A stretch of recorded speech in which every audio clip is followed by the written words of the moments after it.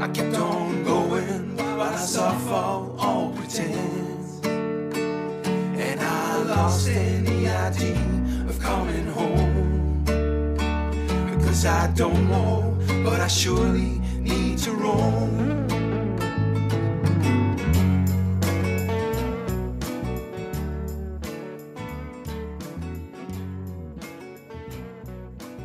Welcome, ladies and gentlemen. Welcome to another episode of the Seduction Show. This is a show about love, romance, and seduction, about meeting, dating, and long-term relationships.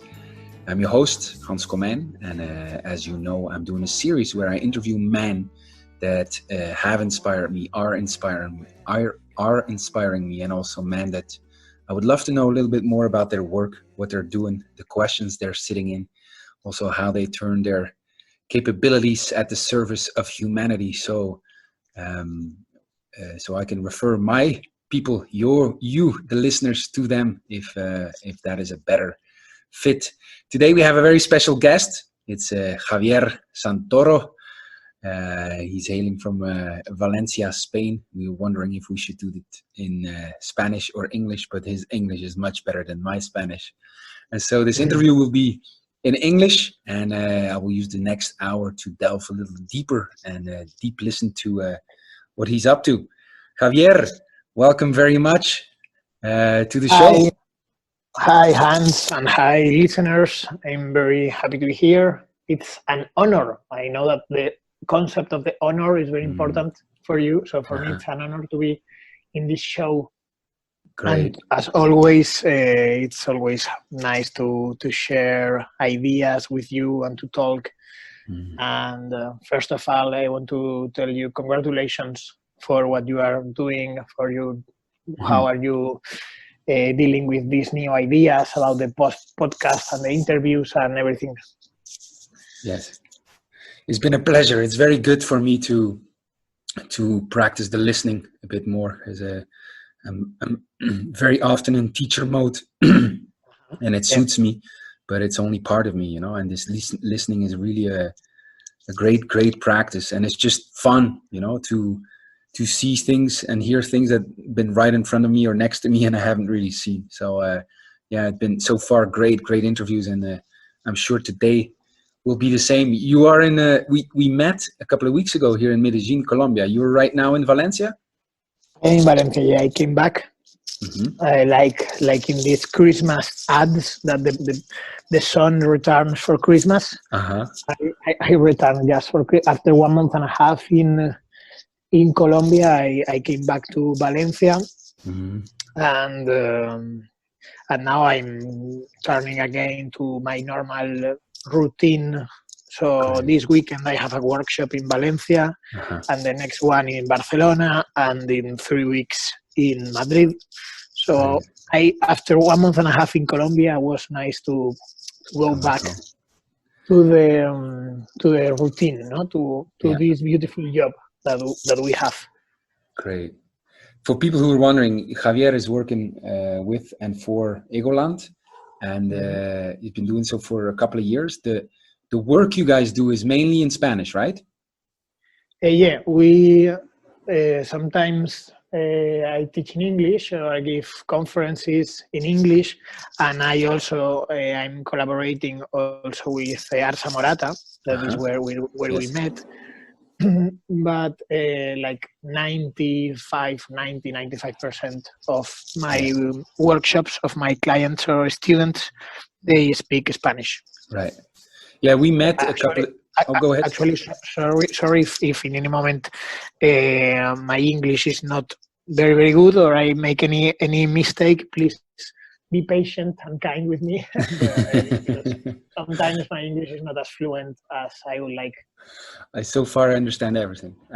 I have thoughts of Manuel and Faulty Towers though every time, so I'm waiting. I'm waiting for big misunderstandings to happen, but no, so far perfect. Thank you.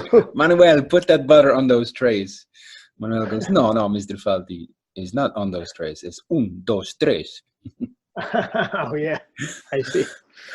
All right. So we met with Arsa Morata a couple of years ago. You spoke at our annual gathering. Yeah, we saw that we're kindred spirits and thinking about very similar things with the importance of beauty also and grace. And so we stay connected the next couple of years. But I wanted to know today, what are the questions that you are sitting in? Like, what are you asking? What are you wondering about? What are you thinking nowadays? Nowadays, it's I don't know if it happens to you, but the more I teach, I realize that I'm now like 8 years giving workshops, and it's like we are always in the same way, but at the same time we feel that the stations are changing, and every year there are like big questions or big issues that comes more to my mind, and I think more about them. For example, there was one year when I was thinking a lot about how it's possible that many students, they spend a lot of time reading books of seduction and watching videos and so, but at the end they don't feel comfortable when it comes to go to the practice. And another year I was really thinking about if we are so much different, men and women, or if it's better to focus in the person and how unique we are from the biological and from the biological part and from our history or personal story part. Right. And not this year, I think I'm focusing a lot in the connection. How we connect. How is possible that sometimes we have a date, and after that date, we go, even if we don't have sex, or even we have sex, but sometimes we feel that we that moment we share something that make us growth, and that it's like when you eat something that you feel that this was nurturing for your body and for your another day, and in other moments you can spend time with somebody and you feel nothing, you feel numb, you feel and how is possible, what is the keys, what is there? Yes. Yeah, and for me that's very interesting, and it happens between two men, or it happens between one woman, or it's not only a matter of seduction between men and women. It's what I'm thinking this year. Like my main idea about thinking is how and why we connect. And what's your answer so far? Well, I know we're only January, but yeah, true. Well, actually, I'm thinking about this for the last year, no? Right. But I did a video for our channel about how to connect, and I realized, of course, I am still growing and I don't have the answer, but I realized that, for example, many times we are afraid of sharing something that we are afraid, or that we think that the people are going to be to prejudice. Prejudice, yes. And I realized that the more we open, the more easy is to connect, because for in one side, when we connect, when we open and we talk about our fears, and we talk about something that we feel insecure about it, on the one hand we are becoming stronger, because it's like, okay, when you the truth make us to be more free. This is in the Bible, actually, in the part of in the Evangelium of John. It says the truth will make you free. And it's true that when you share what you are afraid of, or you're something that you are insecure, you feel more free, you feel more powerful, and at the same time you are doing an invitation. Many times the consequence is that the other person also opens more, also talks about what she or he is afraid of, and also at the same time, when you are opening, it's true that maybe we don't open sometimes, so we don't share our emotions because we are afraid that the other person will not understand us, Right. or will have a prejudice about. But I realize that if you remember to the person, if you say, instead of, I'm going to give a silly example. I remember I was with my mother in Rome, and I realized that I was afraid of approaching women. I was doing a trip with my mother, and usually when I'm alone or with friends, I approach women at the street because I think it's so beautiful, because the consequences can be amazing, and because it's what I teach. But I was with my mother, and I was not able because I was afraid that my mother was going to say something. And then instead of directly approaching a girl, I told to my mother before, hey, mom, do you know what? I realize that I am afraid of approaching a girl that I like in the street with you, because I have some kind of fear that you have a prejudice, or you, even if you don't have, but maybe I have this fear. Right. And then the first sensation that I have is that I release, no? It's like, wow, I feel better now.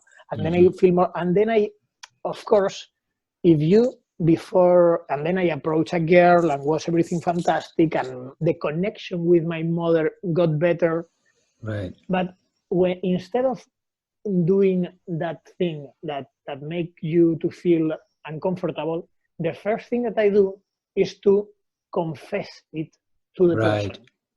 Because then I am doing, from my point of view, something quite interesting. I am making you to realize that I am going to choose our confident, our bond, our good relation. I'm going to choose that path over my fears. Right. Instead of following my fears, I'm going to, I am afraid, Hans, of telling you this because I don't know if you will understand it, but I want you as a friend. For me, our relation is so important that I'm going to choose to be honest and to be open with you instead of choosing my fears. Yes. I'm going to choose you over my fear. And that's powerful, I think, and that's a gift, and that is an invitation for the other person. And for me, that's one of the most beautiful keys to create connection, because of course connection should have some ingredients, and that ingredients are to be honest and to be free somehow, and to don't follow the social normal path. Follow the path that you are interested in. Right. Whatever it is. I love the idea of confession, which is really saying and then acting in a different way than the fear, which is really showing I'm choosing this relationship. I'm choosing glory over the fear that I have. It's beautiful. Yeah. It's a great thing. And it's you like, are not. Yeah. Yeah. No, sorry, that it's like, you are not. Yeah, go ahead. You go ahead. No, that is you are not hiding your fears. You don't have to pretend. You know that in this seduction world, sometimes the American ideas, it's about you should be an alpha male without fears, blah blah blah blah blah. That for me is bullshit. And you can, okay, these are my fears, and I'm going to confess it to you, and this is going to make our relation better instead of the opposite, and that's amazing. It's not only a preemptive strike; it's really solidifying the relationship, because it's showing fear and it's choosing glory. It's like if you can't hide it, feature it. I say to the guys, and even I can see how even approaching a girl, you know, you can say that I was standing there and I felt afraid to talk to you because you're beautiful, but here I am because I want to be the guy who shows up, you know, instantly creates a connection with the woman. I can see that happening. Yeah. You say, you talk about how to create that connection, but you said that a big part of your wondering, of your questioning, was what is the nature of connection? And so I'm wondering if you have any thoughts about that, what it is that happens when we feel connected with someone? What happened there? Not just the tools to get it, but what is it that makes us feel this is a connection? I feel connected with that person. Have you thought about that? Do you get answers to that? Yeah, I still have a lot of doubts about it, because it's a topic that I think is so important, that every topic that is really important, it's a topic that you can enjoy to think about it, and you will never end, no? Right. But for example, I don't know if it happens to you, Hans, that how interesting is the number 2 in the relations? I mean, if, for example, if you and me, we go on a trip with another 8 people, we will have fun. Maybe we will go to a bars, we will make jokes, whatever. But I think we will never reach the connection that if you and me, we travel alone together for 1 week or for 2 weeks. I think there is something in us, in the humans, that only arise, that only live in the number 2 when we are in couples. And that is the reason that usually I don't really love this kind of, when you have these dinners with the people that they were students of the school with you, and you arrive and there are like 30 people in a long table. I always prefer the connection to be with only one person, or maybe these tables of 4 people. So another part that we need for connection, I think, is a small number, and the smaller the better. And it's the most the essence of the society is the number 2, because with only one person there is no society, but the beginning of the society is the number 2.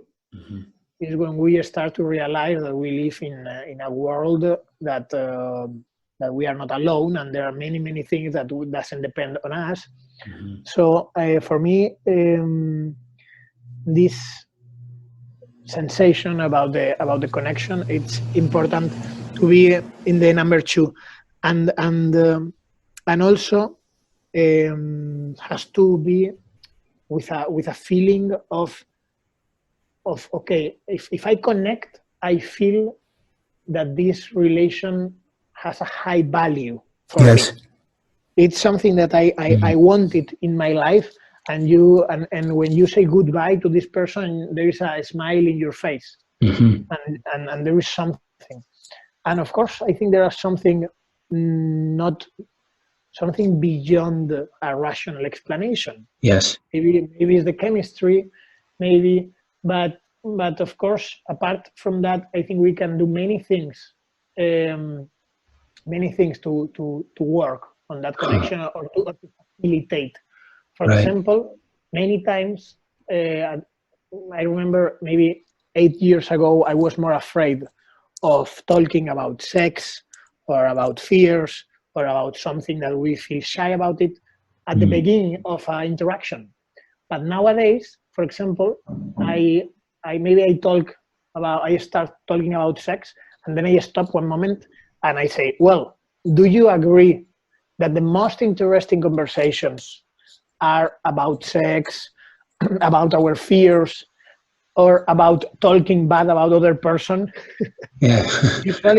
Normally I ask to the person, do you agree that the most interesting conversations are about sex, about our fears, about something that we feel shy about it, or about talking bad about somebody? That usually are the most interesting conversations, the conversations that engage us more, no? That make us to pay more, when we don't have to make any effort to pay attention, because we want to listen, and that is when the connection works. So every time that I make this question, the person agrees with me, even if it's something that I am on a wedding and it's just a girl that I met 2 minutes ago. If I ask, well, do you agree? We are not 15 years old, so we can agree that the most interesting conversations are about sex, Right. about personal issues. So we can imagine, we can pretend that we know each other already for 5 years, and we can go and talk about the really interesting things. Yes, skip all the rest. And then, okay, do you agree? And then she says, yes, I agree. Okay, then now I can ask, do you prefer that to give oral sex, or do you prefer to receive oral sex, for example? And then you are having in 3 minutes maybe the most interesting conversation that you are, and the most funny, because there's a sense of wild, of you are doing something wild.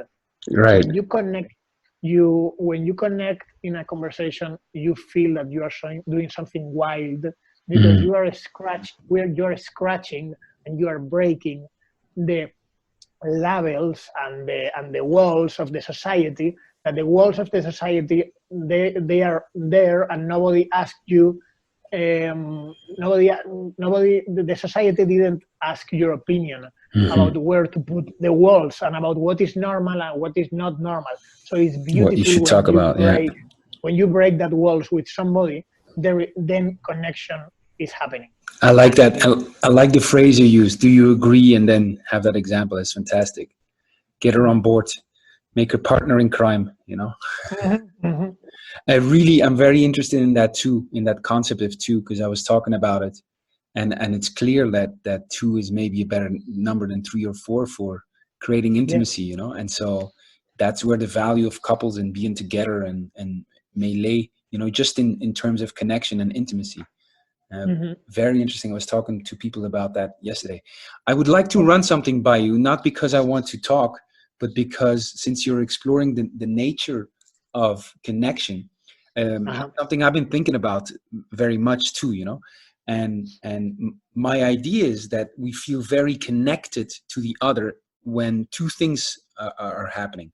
And for me, they're the nature of connection. One is that we feel seen, felt, and heard, meaning we get the impression that the other sees us, that the other understands us or is willing to understand us, sees us, hears us. And two, we're allowed to dream, which means we feel we're caught up in something bigger than us, and that there's something out there that we can aspire to that's going to be great, you know, that's different than where we're at right now. And so something that we can move towards with that person. And so to me, that is the nature of real connection, that we feel seen, felt, and heard, and that we're allowed to dream. And I just wanted to give that to you as and maybe we can speak about that. We could do a whole podcast on that. Yeah, that's a whole program, actually, no? Yes. You said allowed to dream, and you feel seen. Yes. You feel seen, felt, and heard. Like you get the impression that other person sees you, you know, sees your questions, your worries, understands what you're thinking about, you know, and the senses of the other person are on you, no? Yes. I would like to add something that I think is related inside of what you are saying. That is when the motor of the attitude of the other person is about curiosity. Yes. More than willing to judge. Yes. So it's like I'm here to be 100% open to you because I have curiosity, and I want to know you, and I want to touch you in some places that maybe with 99% of people you can't express on that level. So because I have, what moves me is the curiosity, not, and that's very important, because many times when we are hearing somebody, there is a little voice inside us making prejudice, saying, "Oh, maybe this person is immature. Maybe this person needs this. Maybe this person."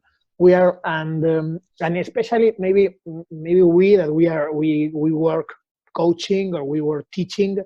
We have to be careful, no, of not putting labels too fast, and I think it's always better in the connection. Apart that what you are saying, or with what you are saying, to that what moves you is the curiosity, right? and more than other reasons, no? I think The willingness to understand. Yeah. Not necessarily understanding, but the willingness. Like, I'm here to listen. I want to know. Yeah. Mm-hmm. Yeah. And I think it's interesting also to have some ideas that will help. For example, for me, it's very interesting to remember that any human of the street is more complex than the best Tarantino movie, Mm-hmm. Yes. or the best music of Beethoven. Yes. You know, any human that is even the most, what we think, more human person is more complex than the best Tarantino movie. So that fits the willing to understand what you are, as you are saying, no? Right. Instead of, okay, I'm going to try to be amazed of what this person is, and the unique, as the consequence of a unique biography and biology. Yes. And I think that's interesting. I'm very excited about that. You studied sociology, right? And political science. Sociology, yes. I did 2 degrees. And so you know that in sociology, it's really formed, sociology was really formed on the ideas of Emil Durkheim, which was much more like other sciences. He would delineate the subject. So we have a subject, the social, and then we're using the scientific methods to study the social. Yeah. But what's curious about the history of sociology is that there was a guy, and he's called Auguste Comte, and he came before Durkheim, and he thought of sociology not as a subject and like use the method, but really as a way of looking at the world. Let's look at this and see it as a social thing and see where it takes us. And what's interesting is he had a phrase, he talked about monads, I think. Yeah, monads. And he would say, in the bosom of each thing resides anything possible. And the idea was exactly this, that when you look at a human and you see one entity, you know, inside of that human is such a complexity, you know, and the lower level is more complex than the higher level. The higher level is always kind of like a reduction of the lower level. And so society is in a way a reduction of the complexity of all these individuals, which are in themselves all kinds of universes on themselves, you know.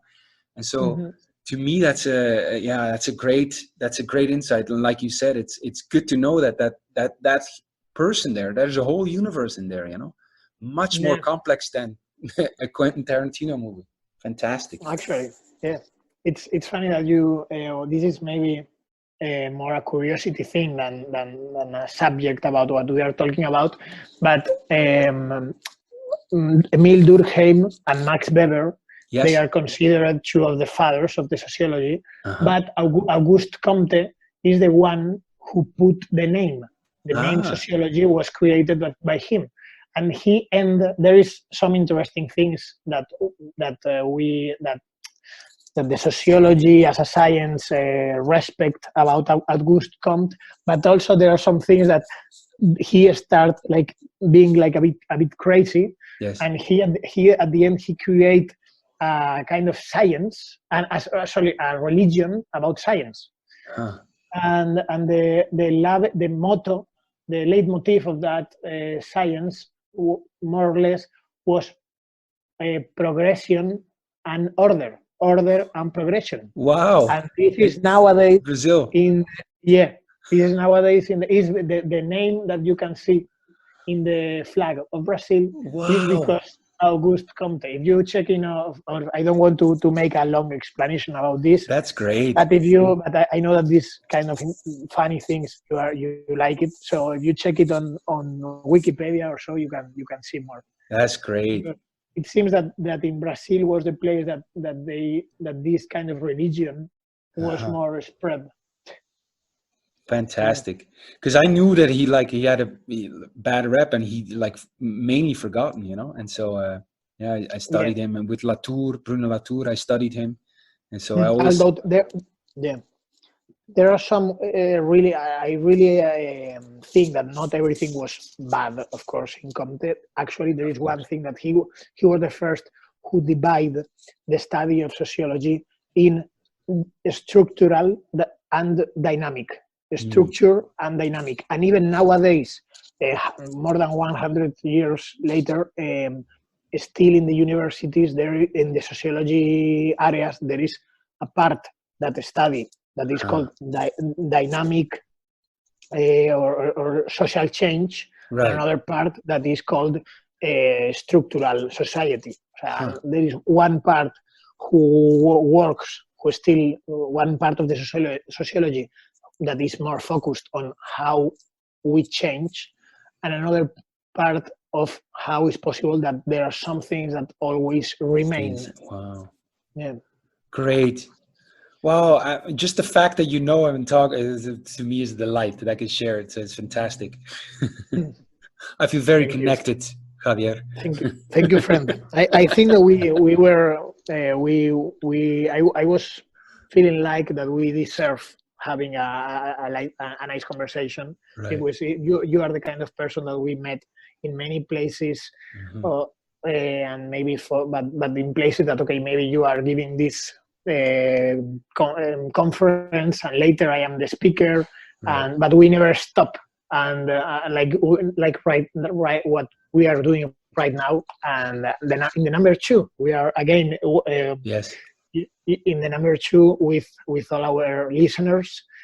But I'm enjoying talking with you also, even if I feel that I am a bit clumsy with my English, but yeah.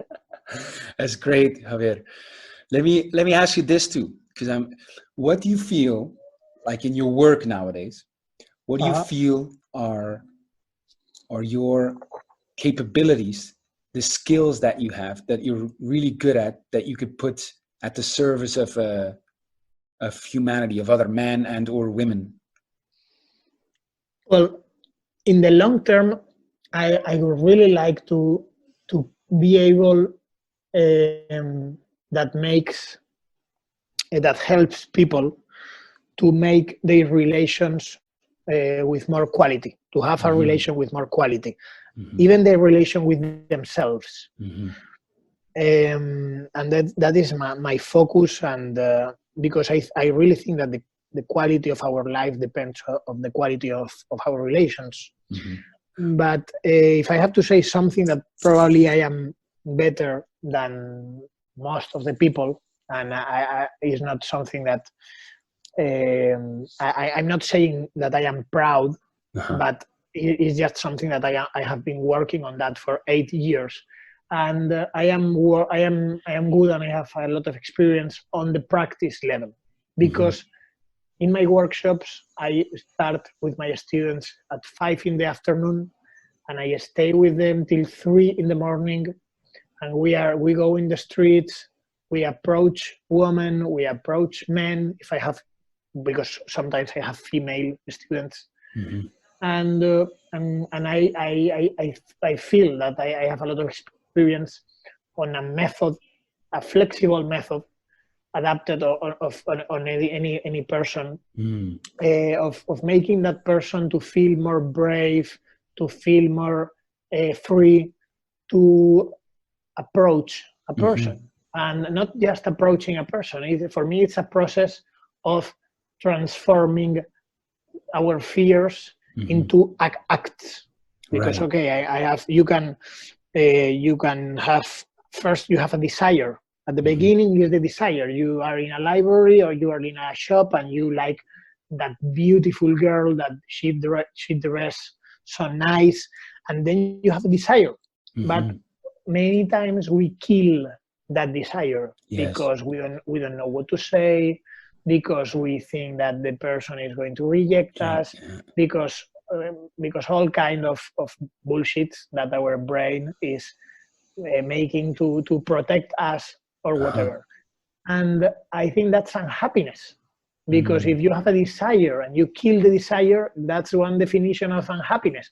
Because if you have a desire and you respect and honored, I'm going to use this word with you because I think you know better than any other person that I know the deep concept of honor.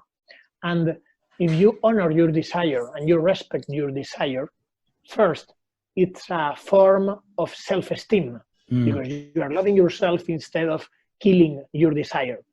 And then if you focus your desire and you transform that desire into an act, that's definition of happiness because you are making things happen.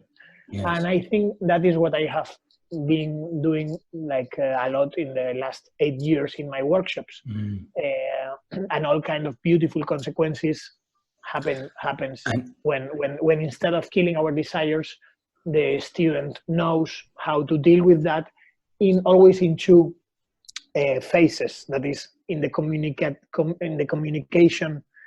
area and in the emotional management area. Because for me, seduction always have two dimensions: communication and emotional management. Emotional management of oneself and of the other and of the encounter, or yeah, the communication.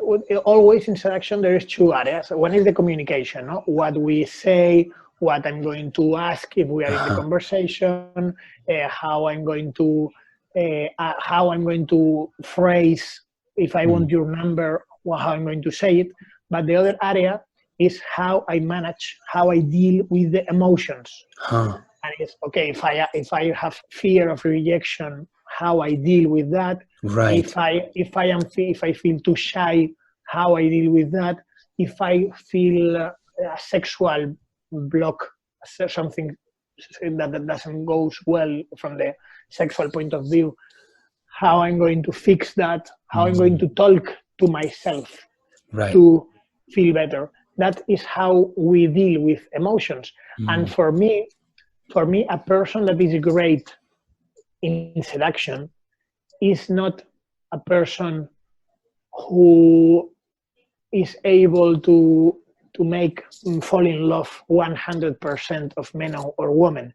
Yes. That's for me, it's nonsense. That for me, it's an immature idea of a seducer. So there is nobody is I don't come with the word now. Nobody has 100% of success. Success rate, yes. Success, yeah. And if somebody says that, I think it's lying or is saying bullshit to their students. Of course, but yeah. For me, the good seducer, the really good, the master, is somebody that is very, very good dealing with the communication and with the emotional management. Because it can happen anything, but that person is that master of seduction is good on what to say. I mean, how to put in words what you want to say. Because it's very important to be good with the words, with the communication. Right. And on the other side, to really be able to recognize your emotions, right. Be positive, be patient, and many important things that are good for the. I really like the stress on those two different. My microphone is doing strange here. I really like the stress on those two different parts. Not just the communication. I'm adjusting my microphone. Okay. Not just like what I'm saying, what I'm doing on that like upper level, but like the emotional world that is happening parallel to that, and it's very good because I can see how it helps guys understand what they're feeling. I can see also it could help guys try and understand what she's feeling, and start seeing the communication that's happening on that level that's beyond like the words and beyond the actions. What's communicated like on the emotional level indirectly. Fantastic. I mean, it's obviously there, but it's very good. I think that you put the stress that the two are there, and that because it gives a whole range of possibilities to work with the guys.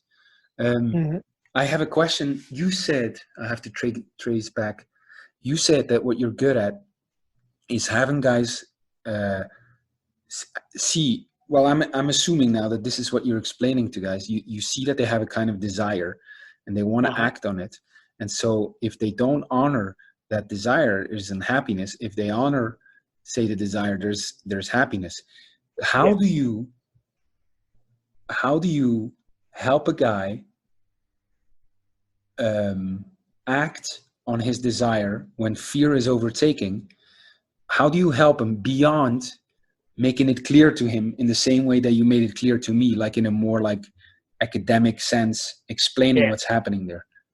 Do you have tools to do that? Do you do that in a setting beforehand, in like, say, a seminar? Or do you also, when you're out, do you have exercises, practices? Do you give him a kick in the butt? What do you do? I threat his mother with a gun. It works, Hans. You have to try it. They love it. Well, I have a lot of tools, depending on how blocked I see the student. But usually, I try to in the basic. There are like two kind of therapies sometimes. No, sometimes one way is the how it's called, when I don't come with the name, when there is this therapy that is very aggressive and a very big shock. Right. Shock therapy. Shock therapy. Thank you. yeah, shock therapy. But I really don't like, because I don't see the need. So I don't take that kind of therapy. I know that there are some coaches that, for example, they took them and they go to a library and they say, hey, take that poem in a library and go and knee from in a woman and read a poem in the middle of the street. I really don't think that that's necessary. What I do is to work on progression. And first, I try to make the person to understand that we are not going to focus on being a PUA, a flirting guide, but you are going to become a seducer. And a seducer is a person who develop some kind of attitude for the 100% of people around, not only the girl you like. Because for me, one of the biggest mistakes in teaching and in learning seduction is that the guys focus too much on the girl that we like, right? And we don't focus on how we act and how we are with the other 99% of people. Exactly. And maybe you are trying to make a big effort with that girl that you like, but that's not natural at all, because you are, for example, you are trying with the girl that you like, you are trying to be sensitive, you are trying to make that person to feel special, you are trying to be happy, to pay a lot of attention. Right. And that, okay, but then when you go and you talk with your brother, and when you talk with the guy who is selling you fruit, do you try to make that person special? Do you try to listen? Do you try to be brave and communicate something good? So the first thing that I do is try to make them to start having an attitude with all the humans, not just with the girl. And the first thing that I do is make them forgetting about seduction, forget about the results, forget about, you don't mind now if they like it or they like you or they don't like you. What you are going to start doing is to communicate something good about that person. Right. Because there was a phrase of Picasso saying, if you keep a compliment, you are keeping something that doesn't belong to you. Nice. So, and the first thing that I do, for example... ¿Cómo es en español? Si quien se guarda un elogio, se guarda un elogio, se queda con algo que no es suyo. Queda con algo que no es suyo. Sí. Yeah. Sounds nicer. And, yeah. And I think that was from Picasso, but this, you know, in internet nowadays it's difficult sometimes to know the origin. But if it's not from Picasso, I really think that is a great idea for me, and it's what I use at the beginning a lot, because and the first thing that I do is that I approach a couple with my students. I approach a couple and I tell to them, hey, sorry, I feel a bit shy to say it because I don't know you, but I just want to say that I think you make a wonderful couple. And 99% of the time, the first thing that they do is they look a bit surprised, but later they smile and they laugh, and I can feel that positive energy, and I like myself doing it. And I even think, I think this couple, they will have sex today because of me, because they are going to think, wow, we are so amazing couple that the people stop us in the street to tell us how wonderful we are. So and then I try to start. There are many things in that example. That, for example, try to do something simple. I don't make the students at the beginning approach a girl and say, hey, hi, I like you and I want your number. No, at the beginning for me it's better to say, hey, sorry, I feel shy to say it because I'm a bit shy, but I just want to tell you that I think you dress very nice. For example, forget about flirting, forget about big objectives. Try to forget. Imagine that you are already dating with Angelina Jolie. You don't need that girl, but you are start to being brave, communicating in a simple way, something beautiful about that person. And when they do it, they start feeling a kind of energy that I can't give to them myself. And that's beautiful. That's amazing. Because you see how when they approach a girl and they say something, or even if they approach a 90 years old man, or they approach a couple, the human energy the positive human energy is so healthy that doesn't mind. It's as good the energy of the 20 years old girl who is beautiful than the 80-year-old man. If you make his day, if you approach and you tell something really good, that honest, that you think about that person, and that makes his day, that person is going to smile you. I have seen people giving a hug, people crying, and that is an energy that is going to heal all the bad thoughts in yourself, or all the stupid beliefs that we have, maybe because this society put some kind of fears in ourselves that are useless. And I see how this student is feeling every time more strong. Is starting to understand something very, very powerful in our brain, that is that the real world is more kind than the brain world. Yes, and you could create it. The power of creating that in just a simple encounter, it's just gorgeous. And of course, if at the beginning they start feeling comfortable approaching somebody and just giving a compliment, and after 5 examples, after 5 tries, maybe they say, hey, by the way, I am Carlos, or I am John. What is your name? I am Anna. Okay, nice to meet you. And that is the beginning. And then, of course, I teach to them how to start the conversation, how to connect in the conversation, how to ask the number of you. But at the beginning is that. And if they feel very, very, very, very, very shy, what I do is to play a game where we share the roles. And I,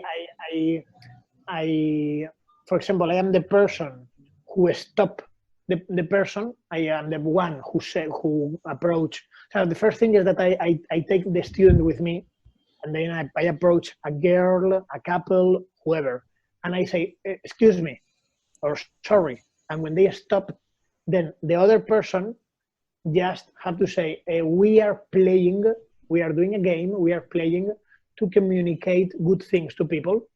So I just want to tell you exactly something. right, And then we change the role, and he has to stop, and I'm going to give the message. Okay, so if depending on my student, there are some things that I can do to make it more easy for him. But as many things in the world, the most important is to start. And the more you start and that first step, the little steps, then when you realize you can make a long way. If you know how to start, the power of knowing how to start. The first step, and then the momentum will take you through it. It's shocking and delightful and invigorating to hear how similar it is what you do to what I'm doing, both in the stress of like more the right brain approach of identifying with what it means to be a seducer. And you're not just turning it on and off. It's just, that's how you move through the world. That's it. I agree 100% of that. Yeah. And then also the more left brain approach, which is what men usually think of, is like the step by step, because I do the exact same, trying to remove the obstacles. So we take that first step, and then once we take that first small step, you can add something more. And I go through a progression that's from being social, meaning say hello to people and smile, to do what I call the swerve by, which is adding the expression of yourself to that whole interaction, like what the expression of my experience, and then only then add an invite and really like try to make something happen. But that's at the end of the line. But what I really love in the work is like what you're stressing here is what doing that, being social, or like you say, for example, you give that compliment, how that makes you feel, to be faced with what you're creating in the world just by a simple hello, by a simple compliment, by, like you say to that couple, I think you look like a great couple, this is fantastic, to create that beauty in the world, and what it does with yourself when you see that you're the author of that, so that's very good, Javier. I'm intrigued by that. I agree 100%. One of my 3 goals when I give the workshop of 4 hours in the street is first to make that person to understand the difference between being a flirting, a person who flirts with women and is just obsessed with women, and a seducer. And I try to make that person understand the importance of what you were saying right now about not an on and off button, but to live as a seducer. And a seducer is a person if you see somebody who needs something, even if you are not in a romantic or sexual way attracted, you like to help, you like to connect with somebody, you prefer that than the opposite. And then you become natural, because you don't need to switch an on and an off to be okay, now I'm going to flirt, now I'm going to not. I try to make them to understand that. The second goal is to make them feel that what will make them to be a seducer is a kind of energy that I can't give to them, and they can't give to them. Is the people, it's amazing how when you approach somebody after beating your fears, you're approaching somebody and that person smiles to you, you feel something that it's amazing. That's a great step there. Yeah, and I wish that, Hans, I wish that in 2 hours talking with me, I would be able to put that energy on him, but I can't. I sometimes the smile of the right girl is more powerful than 4 hours of me talking. Exactly. I have to accept, I have to be humble, I have to accept that, and I have to make them to be in that situation that the energy of the people is going to heal him. And it's very interesting for me how that energy is as useful, the energy of the attractive girl than the energy of the old men. Yes. That's amazing for me. Yeah. Old, and my third objective is more practical one, is I try to give them a map of, okay, in the next months, you are going to work this. In the first week, try to just make a smile, but in the second week, you can have conversation in this way. And in the third week, if you have a rejection, you can do this and this. So then I try to show them a map for growing in the next, and practice in the next weeks. But that are my 3 goals. I tell you, Javier, that second step is huge. It's also the most elusive one, because you don't have it in your own hands. But you kind of have to convince a guy to go and look for it, you know, to put himself in the situation where this could happen. And I love the idea that when it happens, it heals you. I remember the first time that this super hot girl, you know, turns out to like me, and we passed the hotel, and she said we could go in here, you know.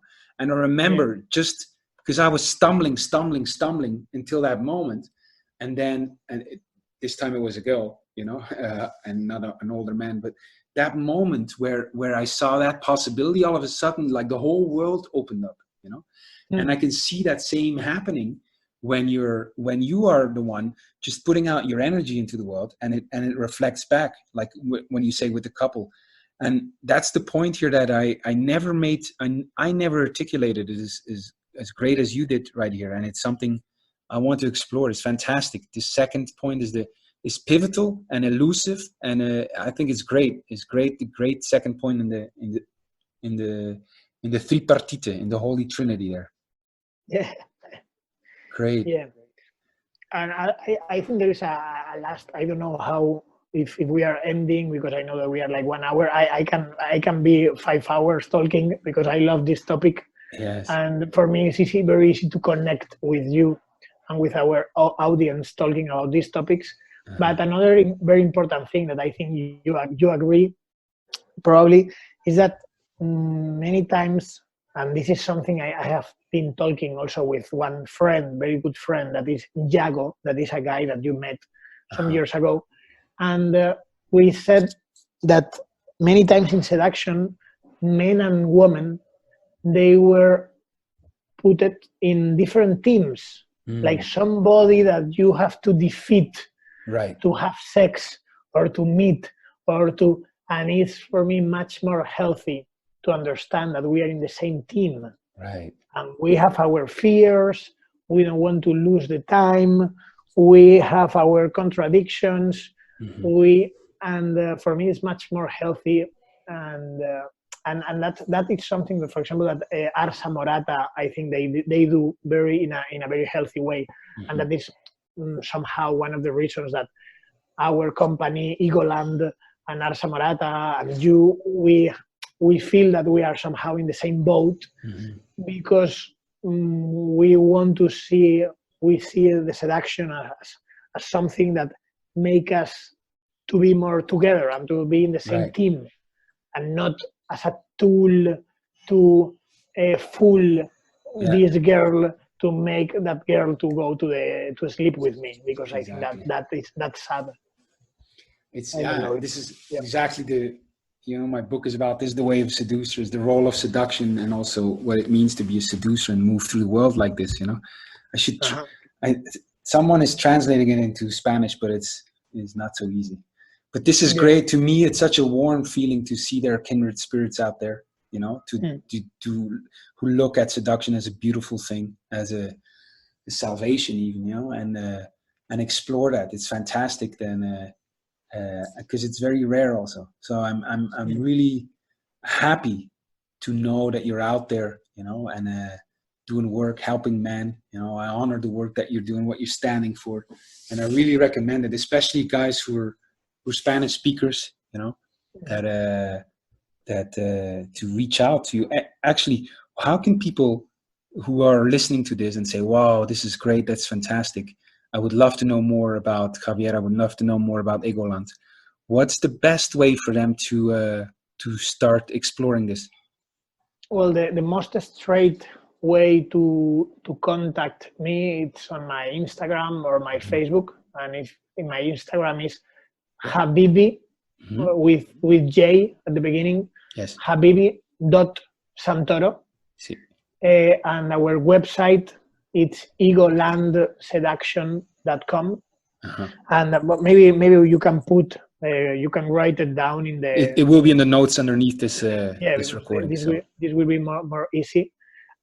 And in any case, in YouTube or in Google, if they look for Javier Santoro or for Egoland, they will find there are like hundreds of materials. So there are videos, there are articles, there are podcasts. I have another interview of 1 hour with San Perrion. Actually, if I'm saying this because maybe some of the people who are listening to us, they don't understand Spanish.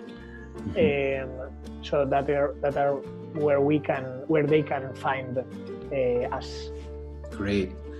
So anyone type in Javier Santoro and or Egoland in Google, you'll find enough. And if you want to contact Javier, best way is via Instagram. If you have trouble anyway, contact me and I'll make sure you get in contact with him. So I'll take care of that. Yeah, I'm afraid that maybe if a beautiful girl contacts you to contact me, you will not tell me. I'm afraid of that. This never happened, Javier, never. I promise you. Can you put me in contact with Javier? I am Javier. What are you talking about? Yeah. He passed. He was lost in the forest in Colombia. I'm sorry, but I can help you probably. Wow, I'm so happy we had this conversation, Javier. And I'm brimming with anticipation of what's possible. I'm coming to Malaga on Saturday, and I'll be in Spain for the next couple of months. I'm gonna reach out after this call to you because I would like to spend some time together in one of the Spanish cities. So I'll be reaching out. Nice.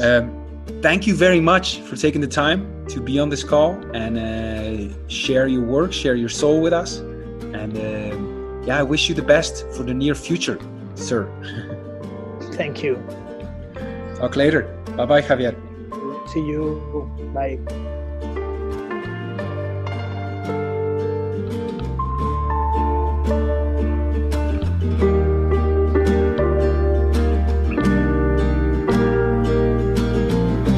You're too far to catch the morning. I have no eyes for your betrayal. I see you dancing, hopping on that last train.